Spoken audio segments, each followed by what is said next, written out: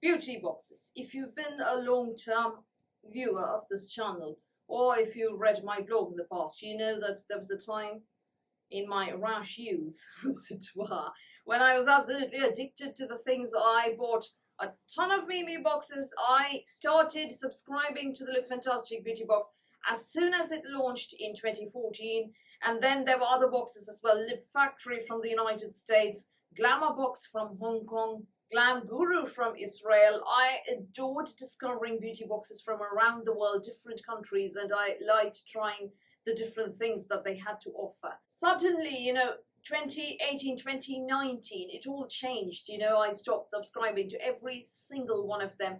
I do watch I do observe and, take note of what the contents are of pretty much every box, to which I used to subscribe, that is, until this very day. So what changed, and what are the reasons I no longer buy beauty boxes, and why do I think they're a bad idea? Why do I think they're passé, they're irrelevant now, they're over the hill, they're gone? No one should subscribe. No one who wants, value for their money. Don't let me stop you if you absolutely want to subscribe. Don't listen to me. I'm a killjoy. But nevertheless, this is my channel, my opinion. So here are 10 reasons why I think beauty boxes are not worth it. So off we go. The first reason, right now, they're full of filler brands that are, rather not mainstream skincare or makeup, or not mainstream beauty brands, but new brands that are created to act as fillers in beauty boxes, possibly private label brands, which we haven't heard of before, and the value of the price of these items,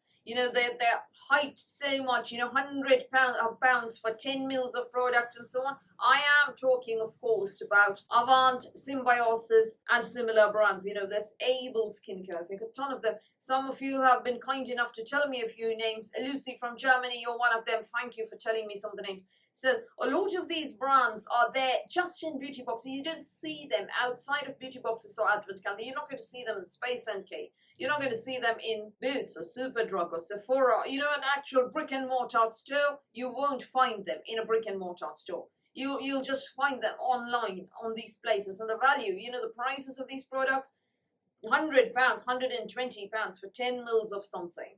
And what do they contain that's groundbreaking? Not much. And you don't really, if you look at their About Me page or About Us page, you don't really find much background. There's a lot of talk about Avant on this channel, including Paula Holmes of the London Diaries joining in, and I was gobsmacked that she'd come to this tiny paltry little page. There's been a lot of discussion about Avant, and if you are interested, do delve a bit into those videos and into my community page. You'll find them. What are private label products? Basically, you buy the content, the actual product, the cream, or the lotion, or whatever, the juice in there, from AliExpress or Alibaba or whatever, and then you put it in your packaging and you slap your label on it, and you the markup that you have, that's, you've paid a few pence for it, and then the markup is insane. So that's a private label product, people. So a lot of these brands are now increasingly in beauty boxes, and that is my big problem. In 2014, when I started subscribing to Look Fantastic, Avant was never there. Now, there's so much Avant everywhere. So that is point one. Point two, you get more minis than full-size products in beauty boxes now. As in, when the Look Fantastic Beauty Box began, out of 5 or 6 products, you'd get at least 3 full sizes and possibly 2 samples. Now, the situation is reversed. You get more samples than full sizes. And ultimately, there was a time when the value for the money, you were getting the full size, and the minis were kind of free with purchase, as it were. You were paying for the full size. Now, you're essentially paying for minis, and brands are very clever. What they're doing is they're calculating the price per mil of product, the retail value per mil of product, and telling you, oh, we're giving you 5 mils, so that's worth so much money. No, it's not. We all know what the margins are in the beauty industry. Point number 3, repeats. I went through 2014 without a single repeat in the Look Fantastic Beauty Box until their Advent Calendar came out, and that contained the Moroccan oil that they had sent out previously in boxes. Until then, no repeats as such. Now, there's so many repeats. You get the same things, recycled over and over and over and over. Sometimes they just change the fragrance of the product, you get the Elemis Pro Collagen Marine Cream. Then you get the rose version of it. All minis, mind you, not full size. They're not generous enough to give you the full size of it. So it doesn't make sense, you know, to get, you're paying for the same things. The excitement has gone from these. The next point, you get, they tell you, we're going to give you these kind of brands, and they may once in a blue moon.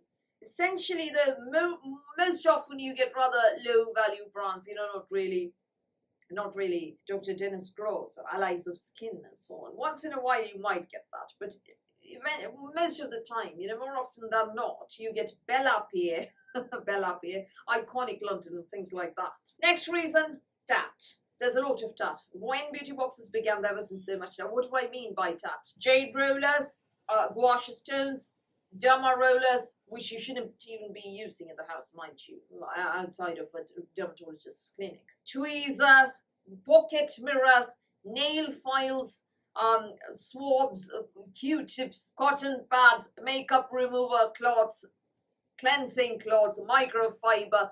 It's all, you know, kind of not even Poundland, really low value tat. When beauty boxes began, there wasn't so much tat. Now, you know, you've seen this happen in advent calendars as well. You know, pocket mirrors. Who's going to, you pay a few pence for a pocket mirror, and then you include it in a beauty box as filler. Next reason, I feel that beauty boxes and advent calendars are now being used to sort of push what people don't want to buy, you know, what isn't getting sold is being sort of pushed, yeah? Case in point, the Eve Long Cleanser.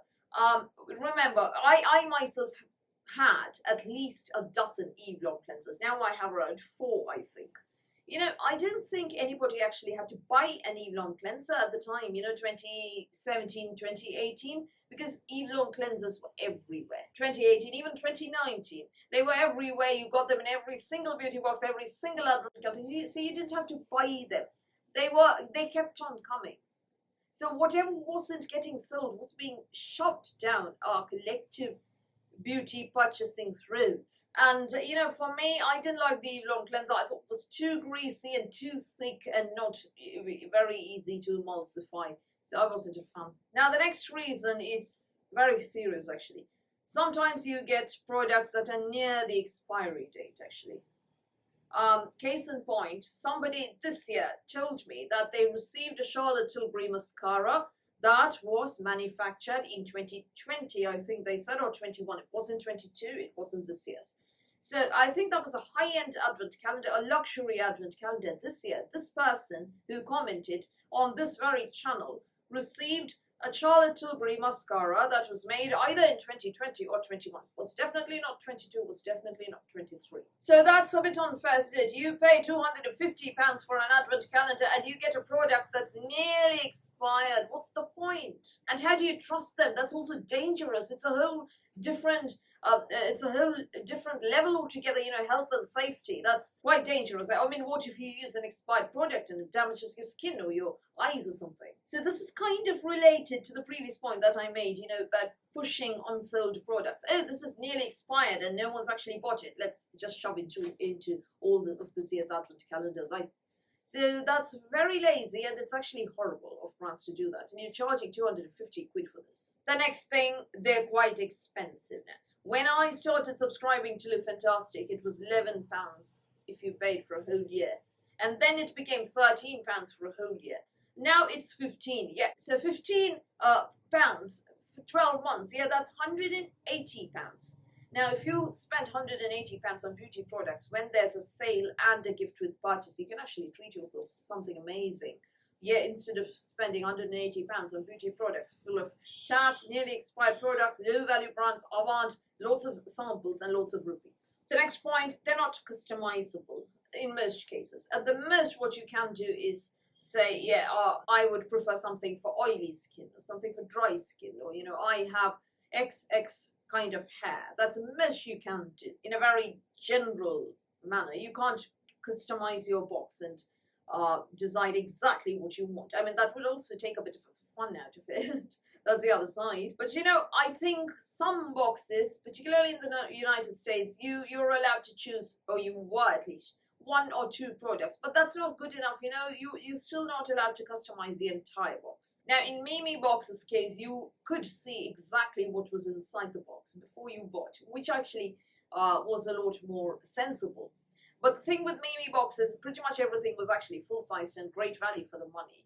And Mimi Boxes, I wish they'd never stopped. I think that was the sort of peak moment of beauty boxes. Now, you know, it's all fallen apart. So the 10th point, they rarely, if at all, contain what you can use or exciting new beauty to try. Invariably, they tell you, oh, these are cult products and keep sending the same thing. I'm not saying the Elev's Pro Collagen Marine Cream is a bad product. It is not. Or the Emma Hardy Moringa Cleansing Balm. But, you know, why are they there? Where are the new launches?